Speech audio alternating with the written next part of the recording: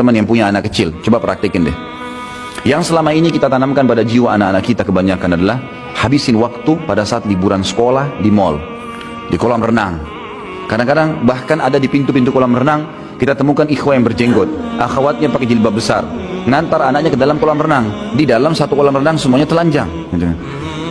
Kalau azabnya Allah turun, kena nggak dia?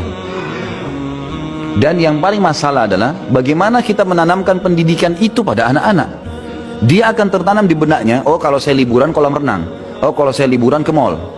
Daripada antum habisin uang 1 juta 2 juta, banyak orang begitu saya temukan, habisin 1 juta hanya mainin anak-anaknya, mainan putar-putar, ngeng-ngeng, ribut. Sebentar naik, ayah mau ini, ibu mau ini, gonta-ganti itu, habis percuma. Coba pakai pola ini. Uang yang 1 juta, yang antum gunakan untuk habisin waktu tamasya, coba beli beras setengah-setengah kilo, bungkusin, bawa anak-anak di mobil, di kendaraan antum, lalu bilang, nah, ayah sama ibu mau bawa kamu ke tempat yang paling menyenangkan.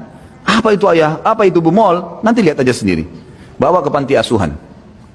Begitu masuk parkiran panti asuhan, mereka akan tanya, apa ini? Nanti kamu akan tahu nak, turun, jangan buru-buru. Masuk, sampaikan kepada ketua panti asuhan, saya lagi bawa bantuan buat anak-anak yatim di sini, dan saya mau didik anak saya supaya membagikan makanan kepada mereka. Tolong dikumpulin semua, kumpulin. Kemudian bilang, nak, tunjuk, ini anak-anak yatim sekarang. Yatim itu artinya tidak ada ayahnya.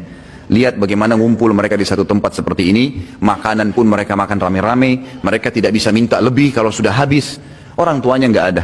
Kalian sekarang masih punya ayah, masih punya ibu, ada pengen makanan tinggal buka kulkas, tinggal minta. Ini lihat orang-orang susah sekarang. Lalu kemudian ini ayah dan ibu sudah siapin bagian-bagian ini, paket, kalian yang bagiin, suruh bagiin. Bagiin ke anak-anak yatim itu, biar mereka bagi ke anak-anak yatim itu. Kemudian suruh anak-anak yatim itu cerita, bagaimana rasanya tidak punya ayah, bagaimana rasanya tidak punya ibu. Dengan bahasa mereka, anak yatim kepada anak-anak kita.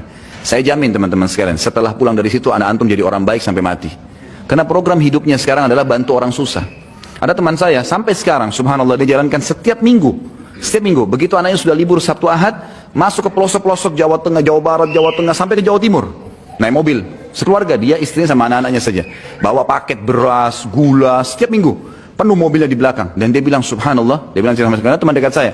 Dia bilang, subhanallah, semenjak saya lakukan program ini, nggak pernah susah rezeki saya. Ada saja datang. Saya masuk terus saya bawa bagi-bagiin, suruh anak-anak saya di foto-foto sama dia. Ada orang yang rumahnya sudah mau rubuh, ada orang anak tidak bisa sekolah karena nggak ada baju sekolahnya, ada yang nggak ada sepatunya dan seterusnya.